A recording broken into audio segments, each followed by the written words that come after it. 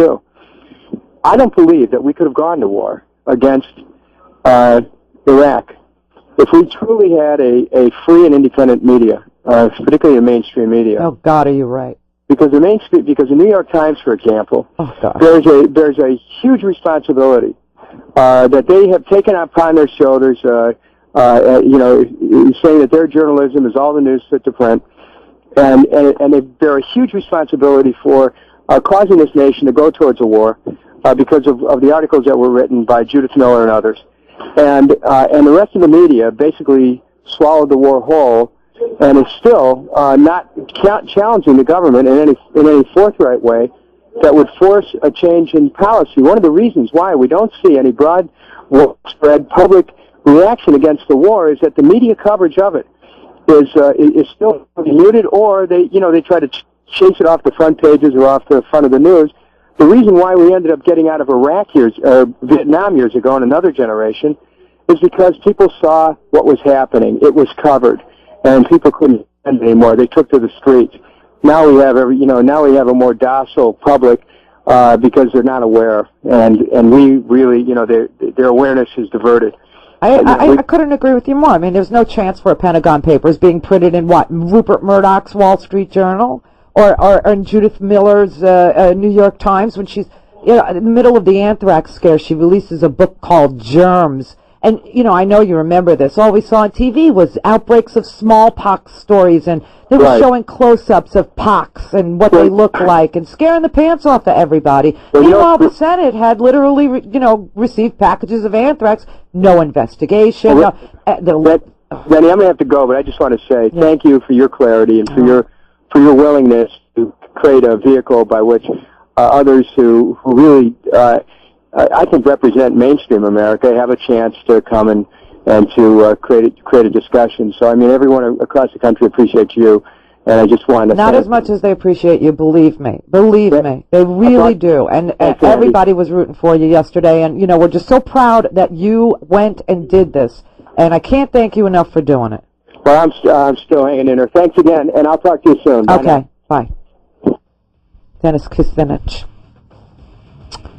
Yes, I call him Dennis. But I spoke to him as a congressperson, as a candidate just now. And yes, when I have dinner with him, I call him Dennis, and I call Elizabeth. But I would love, to call him Mr. President and Madam First Lady, but it ain't going to happen. And the reason why we don't get to consider him as electable in any way, shape, or form is because of the way the media deals with presidential candidates. And now we also have the second layer.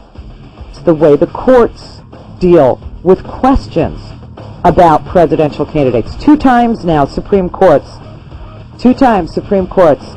have screwed up by deciding A, who's going to be the president of the United States, and now B, who's going to be a candidate for president of the United States.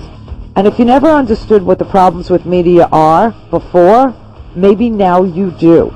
That's how cable is getting away with being as absolutely disingenuous, which is a very kind word for the amount of lying in your face they do, that they had the ability to drum up this support for war by questioning your patriotism, and any Democrat who disagreed with this war's patriotism, with the stupid flag pins, how Lou Dobbs sits there every night and creates some sort of a major issue out of immigration in this country so that people can start hating another group of people who have been in this country for hundreds of years, instead of talking about what's wrong with Mexico's economy and why do people want to leave and what the corruption in Mexico is causing.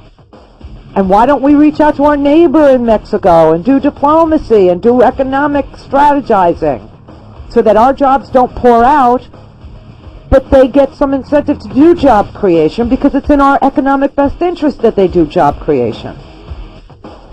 Oh, God, it's such a rigged game. It's so unbelievable. So I really, really, really was following this court case yesterday, but I got to tell you, it makes me ill that Supreme Court justices, state Supreme Court justices, federal Supreme Court justices, literally get to pick candidates now and presidents Show me that in the Constitution. Somebody show me where it says that the courts shall decide who the president is or who the candidates are. And I'll apologize. 10 till.